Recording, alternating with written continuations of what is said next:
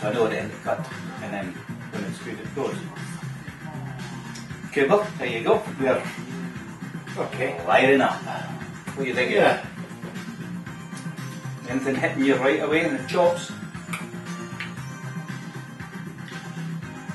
I almost wished I had, rather than cut the end, just punch. Punch. Yeah, punch.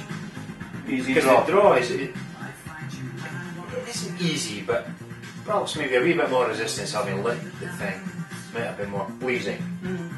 And strange, because I thought it was maybe more heavily humidified than mine, because mine's actually to the weight, to the feel, to the touch, felt lighter than Bill's, and I thought maybe his was going to be a little bit more heavier humidified, and therefore making it tighter, because it felt tightly packed. But there you go. We'll have a swap later, and I'm sure we'll describe each other's. Sorry to interrupt, marshmallow Nice. and nutmeg. Nice. See, Nutmeg. too. It's Nice. slightly sweet. The marshmallow perhaps maybe bringing the sweetness through. The nutmeg toning it down a wee bit. And that's the finish in my mouth. It's nutmeg.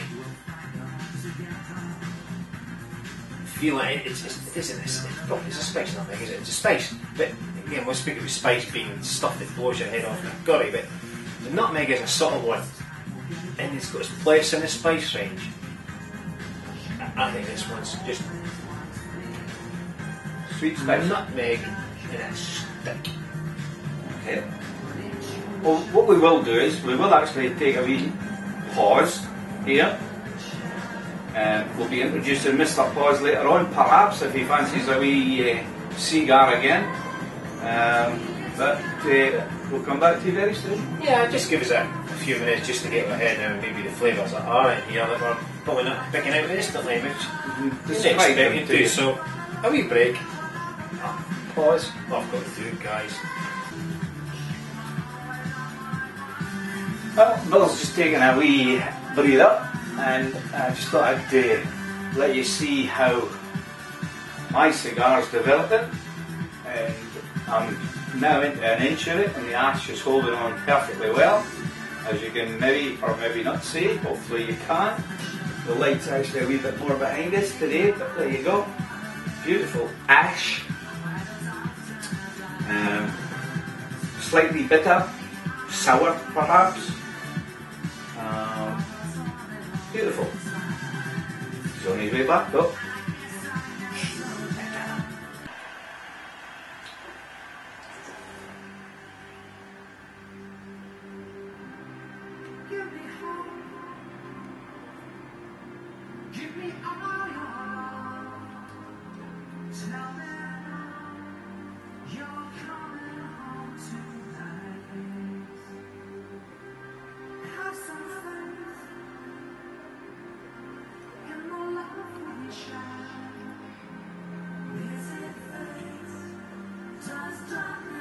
You're on, lift up. Lift off! Here we go again. On again, Steve. We're on again. We're lifting off. Just at the end of the first kind of third, I suppose, as they say in the shows. Have a relight because we've been having some nibbles. Tonight we've been mostly eating pork pie, eggy pork pie, and Brussels patty, which is a lovely livery. So there you go. Eat what you like. All adds to the ambience and the fullness and the enjoyment of cigars. It's not all about, there might be some days you sit back and contemplate and enjoy, fine. If it's a foodie night with your mate and a few beers, sherries, whiskies, well, there you go, that's another style of night. Have what you like. I think everything goes. Anything goes. Isn't it? Cheers to that. Clink. Yeah. Anyway, so we just relived. After having a discussion of what we thought of the first third. Well, what did you come up with at the end of the first third? I think we're going to keep it simple. Keep it simple. Yeah. If you can imagine, you could go down the leather, tastes like leather, and all these things in earthiness, Who's ever tasted earth and leather? Probably no one in their right mind.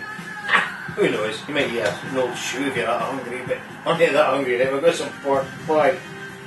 I've had a splat of earth in my mouth while I've been playing football in the early days, so probably know what earth tastes like. Earth. Tasted a worm, maybe. Tasted a worm as well, that's another story.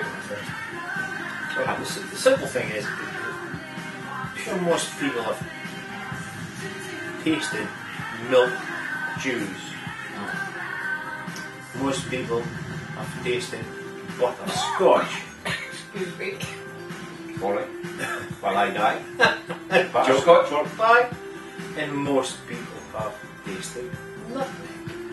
Now you put these three things in pestle and mortar or in your mouth at once and just go for it. That's in that cigar, guys. Simple as that. Butterscotch, milk chew. It's all in there. And I'm sure if you haven't tasted a milk chew, if you sourced an old-fashioned sweetie shop, get a bucket of milk chews. They're lovely. And if you've got any, send them to us. I mean, you can't get any of the three. Just buy one of these Partagas cigars and you've got it there. But having said that, they're about 15 quid a pop. So Yeah. probably cheaper buying a butterscotch, nutmeg, and you know, juice. Mix it together. Yeah. Anyway, what I was going to say as well, just remember, if anybody has got any comments, just send them to feedback@iireviews.co.uk. feedback@ayeReviews.co.uk. Send us what your thoughts are. I'm most interested. Thank you. That's a wee plug. I think I'm hoping that the flavours intensify just as we go down in cigar a wee bit. I mean, you've been beefing your cigars more than I've been smoking mine. I'm going to be a half inch always Yeah. ahead of Billy now because I kicked off earlier. I had a 6 o'clock kick off, Billy had a 6:15 kick off, and mine is really. But while Steve's on that souk there, we did have a wee swap of cigars, and they are two entirely different cigars. So I've maybe summed up my particular one the best way I probably can without getting too complicated. Is there anything you want to add, Steve? Would it be your cigar? Mine, I picked out sourness. Here we go again. Just sourness. Yeah. There's a slight sourness to it, which again I don't mind. I enjoy it. It goes okay with a nice bitter that we're on tonight. Nice cool bitter. Works perfectly well with that. Speaking of which, Off which. yeah. Cheers. Otherwise, no, it's quite an intense cigar. My one. Cocoa, slight cocos, which is not really a profile that I pick out. Partagas Serie D4 normally. Sometimes I've even been known to pick out a bit of paper out the end of Partagas D4s. Not the profile, but actually a piece of paper, but just the numbers. But it's another story again. Was that a Chinese restaurant you did that? No. The wee lucky chap.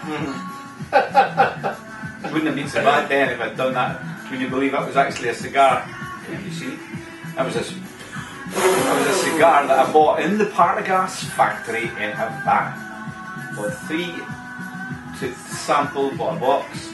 And the 3 that sampled we took back to the National Hotel. Myself, Barney, Big Barney hot dog and Binelli. And we sat and I gave them their choice of cigars. Both of theirs were perfect. Mine was plugged to bits. No wonder, because when I cut it, the half inch off of the head of the cigar, I found the roller's number, which indicated who had rolled it. Well, it was actually in there, and my cigar was pretty crap, to be honest. The wee message said, help, I'm not getting paid enough. And he's just Don't let me off it. So there's Cuba for you. When you're over there, you just don't know what you're going to get. That came straight out of the Partagas factory. But it's still my go-to cigar. Don't care what anybody says. I've had some really both ones over the many years that I've been smoking them. But the majority of them have been fantastic. I've just thought of something. Maybe if you can't get these three sweeties I spoke about, the three flavours I spoke about, buy a Karamak bar. Yeah, I think that is fairly that's probably close the closest. Yeah, in an all-round single flavour thing.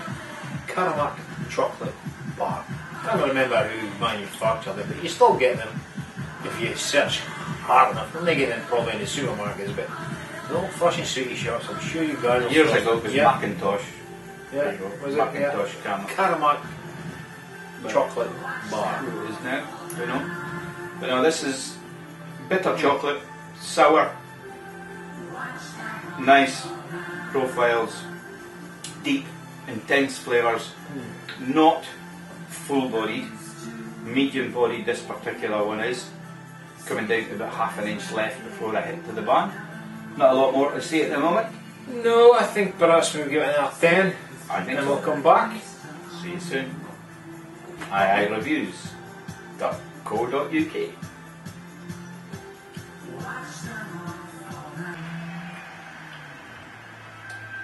Chilling moment.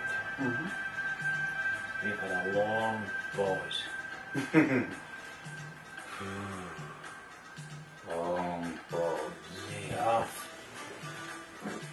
Nice though. One of these cigars that just, to me, my flavours. Well, he's got a cigar that suits his flavours.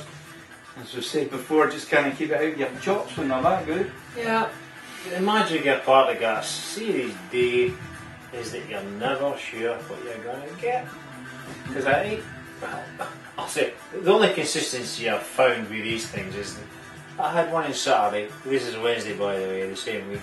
No, of the new week. Anyway, 3 or 4 days have passed since I had one of these, not the same book, and they've both been exactly the same. I'm not so sure if I can say that about any other Partagas Series D. It seems to be not a hit or a miss, but they fluctuate in flavour, colour, I wonder. draw, everything, and it's like potluck, and that's the exciting part of it. The quest goes on to find the perfect cigar, and the quest goes on to find a Partagas Series D that just has got continuity from one to the next to the next. Mine's has had a slight sourness, which I don't mind, enjoy. Slight bitterness, chocolatey, cocoa, that earthiness going on there. Medium. Coming down to this stage, obviously we're getting a bit of heat coming in through it now. Becomes a little bit more intense. It's probably more intense than Bill's, but I'm describing my one. And it suits my taste buds just now, along with the bitter pale ale and the Jerez. Wonderful cigar. 2010, I'm sure this is as well. Well, any final thoughts? Reiterate, it's just Karamak chocolate with the. We know what Karamak's made of, but It's butterscotch, light scotch, yeah, light milk, caramely. Yeah. caramel. It's there. It's just nice flavoursome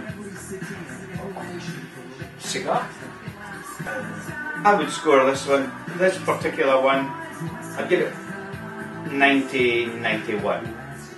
It's not the best Partagas Series D I've ever smoked, but 90, 91. I'd set my one up. Bill, what do you think for your particular one? It's probably about 87, Alright. 88 on the general scale, because I suppose it's a case of root toot. and we are out. All the best. See you again later.